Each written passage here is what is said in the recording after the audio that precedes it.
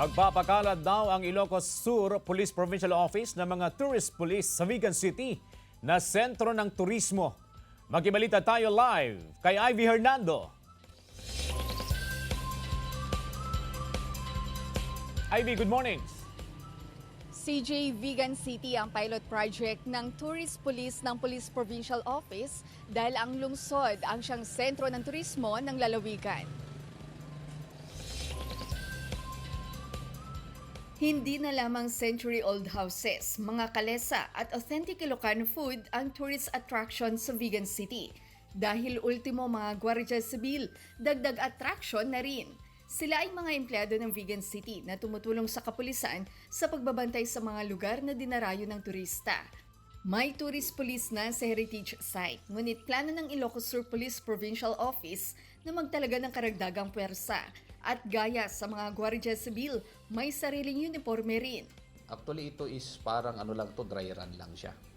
Hindi pa siya yung full blast kasi ang hinihintay pa namin is kailangan ng gumawa ng yung city ng parang batas. May salukot at uniforme na hawig sa lumang panahon. Mananatiling may service firearm pa rin ng pulis ayon sa Provincial Director. Malaking tulong daw ito sa lumalaking tourism industry ng lungsod. Kasi kailangan talaga natin sa dami ng tao or turista na pumapasyal doon sa Vigan City, lalo na doon sa Cali Crisologo. Well, actually, ang trainings ng mga tourist police natin ay provided ng Department of Tourism, Region 1. So, sila naman yung kumukontak actually sa LGU para i-organize yung training na yon, pero under their funding and management. Samantala, tinatayang 500 ang karagdagang police personnel na ipakakalat sa mga bayan na magiging venue ng mga aktibidad para sa nalalapit na Ilocos Sur Festival. Personnel, hindi lang deployment ng PNP personnel, pati rin yung paggamit ng ibang mga cost-oriented groups rin na pwede rin nating gamitin pa as force multiplier, lalong-lalo na magagamit sa traffic.